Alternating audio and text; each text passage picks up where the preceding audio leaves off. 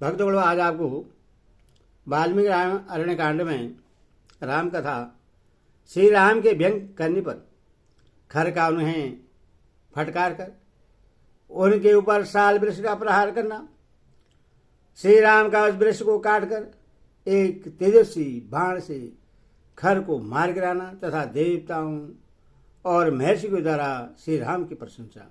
यह कथा आपको सुनाऊंगा। भक्तों, आप इस चैनल को लाइक एंड सब्सक्राइब जरूर करें। कथा सुनिए। धर्म प्रेमी भगवान श्री राम ने अपने बाणों द्वारा खर की उस गधा को विदीर्ण करके मुस्कुराते हुए यह रोष सूचक बात कही, राक्षस धम, यही तेरा सारा बल है जिसे तूने इस गधा के साथ दिखाया है। अब सिद्ध हो गया है कि तू मुझसे अत्यंत शक्तिहीन है, व्यर्थ ही अपने बल की ढीक हाँक रहा है। मेरे बाणों से छिन्न भिन्न होकर तेरी यह गदा पृथ्वी पर पड़ी हुई है। तेरे मन में जो यह विश्वास था कि मैं इस गदा से शत्रु का वध कर डालूंगा, इसका खंडन तेरी इस गदा ने ही कर दिया। अब यह स्पष्ट हो गया है कि तू केवल बातें बनाने में ढीठ है, तुझसे कोई पराक्रम नहीं हो सकता। तूने जो यह कहा था कि मैं तुम्हारा वध करके तुम्हारे हाथ से मारे गए राक्षसों का भी आशो पूछूंगा, तेरी वह बात भी झूठी हो गई। तू नीच शुद्ध स्वभाव से युक्त और मिथ्याचारी राक्षस है। मैं तेरे प्राण को उसी प्रकार हर लूंगा जैसे गुरु ने देवताओं के यहाँ से अमृत का अपहरण किया था। अब मैं अपने बाणों से तेरे शरीर को विदीर्ण करके तेरा गला भी काट डालूंगा। फिर यह पृथ्वी फैन और बुध बुधों से युक्त तेरे गरम गरम रक्त का पान करेगी। तेरे सारे अंग धूल से धूसर हो जाएंगे। तेरी दोनों भुजाएं शरीर से अलग होकर पृथ्वी पर गिर जाएंगी और उस दशा में तो दुर्लभ युवती के समान इस पृथ्वी का आलिंगन करके सदा के लिए सो जाएगा। तेरे जैसे राक्षस कुल कलंक के सदा के लिए महानिंद्रा में सो जाने पर ये दंडक वन के परदेश शरणार्थियों को शरण देने वाले हो जाएंगे। राक्षस, मेरे बाणों से जन स्थान में बने हुए तेरे निवास स्थान के नष्ट हो जाने पर मुनिगण इस वन में सपूर निर्भय विचर सकेंगे। जो अब तक दूसरों को भय देती थी, वे राक्षसियां आज अपने बांधव जनों के मारे जाने से दीन हो आंसुओं से भीगे मोह लिए जन स्थान से स्वयं ही भय के कारण भाग जाएंगी। जिनका तुझ जैसा दुराचारी पति है, वे तदनुरूप कुल वाली तेरी पत्नियां आज तेरे मारे जाने पर काम आदि पुरुषार्थ से वंचित हो शोक रूपी स्थायी भाव वाले करुण रस का अनुभव करने वाली होगी। कुरु स्वभाव वाले निशाचर, तेरा हृदय सदा ही शूद्र विचारों से भरा रहता है। तू ब्राह्मणों के लिए कंटक रूप है। तेरे ही कारण मुनि लोग संकेत रहकर ही अग्नि में हवसी की आहुतियां डालते हैं। वन में श्री रामचंद्र जी जब इस प्रकार रोषपूर्ण बातें कह रहे थे, उस समय क्रोध के कारण खर का भी स्वर अत्यंत कठोर हो गया और उसने उन्हें फटकारते हुए कहा, अहो, नीचे ही तुम बड़े घमंडी हो, भय के अवसरों पर भी निर्भय बने हुए हो। जान पड़ता है कि तुम मृत्यु के अधीन हो गए हो। इस कारण से ही तुम्हें यह भी पता नहीं है कि कब क्या कहना चाहिए और क्या नहीं कहना चाहिए। जो पुरुष काल के फंदे में फंस जाते हैं उनकी 6 इंद्रियां बेकाम हो जाती हैं, इसीलिए उन्हें कर्तव्य और अकर्तव्य का ज्ञान नहीं रह जाता है।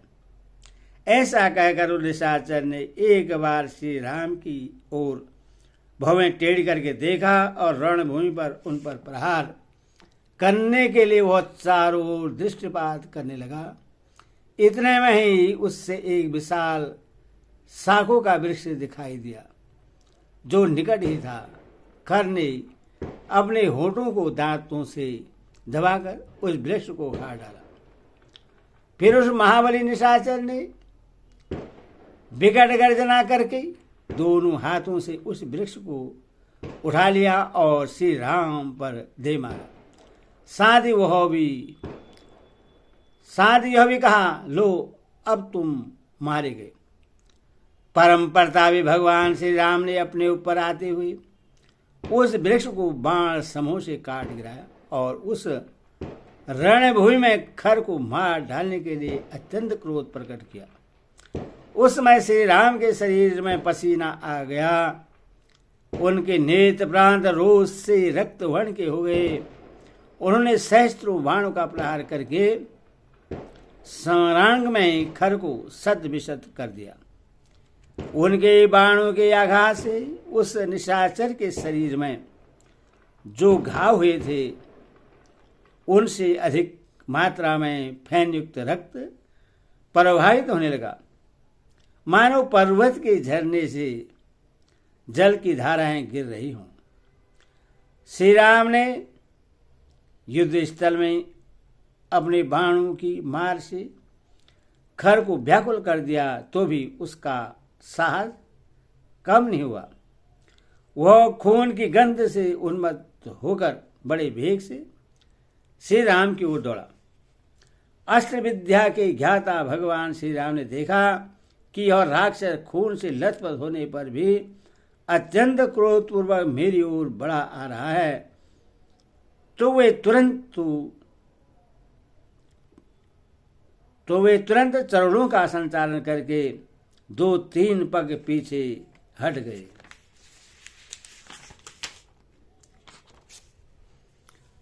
क्योंकि बहुत निकट होने पर बाण चलाना संभव नहीं हो सकता था। तदनंतर श्री राम ने संग्राम में खर का वध करने के लिए एक अग्नि के समान तेजस्वी बाण हाथ में लिया जो दूसरी ब्रह्मदंड के समान भयंकर था। वह बाण बुद्धिमान देवराज इंद्र का दिया हुआ था। धर्मात्मा श्री राम ने उससे धनुष पर रखा और खर को लक्ष्य करके छोड़ दिया। उस महाबाण के छोड़ते ही वज्रपात के समान भयानक शब्द हुआ। श्री राम ने अपने धनुष को कान तक खींचकर उससे छोड़ा था, वह खर की छाती में जा लगा।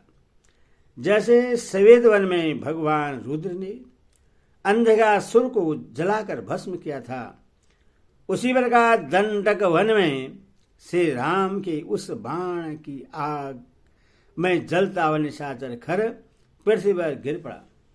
जैसे वज्र से वृत्तासुर फैन से नमूची और इंद्र की असनी से वलासुर मारा गया था, उसी प्रकार श्री राम के उस बाण से आहत होकर खर धराशायी हो गया। इसी समय देवता चारणों के साथ मिलकर आए और हर्ष में भरकर धुंध भी बजाते हुए वहां श्री राम के ऊपर चारों ओर से फूलों की वर्षा करने लगे। उस समय उन्हें यह देखकर बड़ा आश्चर्य हुआ था कि श्री राम ने अपने पहने बाणों से 1.5 मुहूर्त में ही इच्छानुसार रूप धारण करने वाले खर दूषण आदि 14,000 राक्षसों का इस महासमर में संहार कर डाला। वे बोले, हो अपने स्वरूप को जानने वाले भगवान श्री राम का यह कर्म महान और अद्भुत है। इनका बल पराक्रम भी अद्भुत है और इनमें भगवान विष्णु की भांति आश्चर्यजनक दृढ़ता दिखाई देती है। ऐसा कहकर वे सब देवता जैसे आए थे वैसे ही चले गए। तदनंतर बहुत से राशि और अगस्त्य आदि महर्षि मिलकर वहां आए तथा प्रसन्नतापूर्वक श्री राम का सत्कार करके उनसे इस प्रकार बोले, रघुनंदन, इसीलिए महातेजस्वी पाक शासन पुरंदर इंद्र सरभंग मुनि के पवित्र आश्रम पर आए थे और इसी कार्य की सिद्धि के लिए महर्षियों ने विशेष उपाय करके आपको पंचवटी के इस प्रदेश में पहुंचाया था। मुनियों के शत्रुरूप इन पापाचारी राक्षसों के वध के लिए ही आपका यहाँ शुभागमन आवश्यक समझा गया था। दशरथनंदन, आपने हम लोगों का यह बहुत बड़ा कार्य सिद्ध कर दिया। अब बड़े बड़े ऋषि मुनि दंडकारणी के विभिन्न प्रदेशों में निर्भय होकर अपने धर्म का अनुष्ठान करेंगे। इसी बीच में वीर लक्ष्मण भी सीता के साथ पर्वत की कंदरा से निकलकर प्रसन्नतापूर्वक आश्रम में आ गए। तर्वसा महर्षियों से प्रसिद्ध और लक्ष्मण से पूजित विजयी वीर श्री राम ने आश्रम में प्रवेश किया। महर्षि को सुख देने वाले अपने शत्रुहंता पति का दर्शन करके विधेय राजनंदिनी सीता को बड़ा हर्ष हुआ। उन्होंने परमानंद में निमग्न होकर अपने स्वामी का आलिंगन किया। राक्षस समूह मारे गए और श्री राम को कोई क्षति नहीं पहुंची। यह देख और जानकर जानकी जी को बहुत संतोष हुआ। प्रसन्नता से भरे हुए महात्मा मुनि जिनकी भूरी भूरी प्रशंसा कर रहे थे तथा जिन्होंने राक्षसों के समुदाय को कुचल डाला था, उन प्राण वल्लभ श्री राम का बारंबार आलिंगन करके उस समय जनक नंदिनी सीता को बड़ा हर्ष हुआ। उनका मुख प्रसन्नता से खिल उठा। इस प्रकार 12वें अष्टाधारी आदि कवि अरण्यकांड में 23वां सर्ग पूरा हुआ। बोले सियावर रामचंद्र की जय।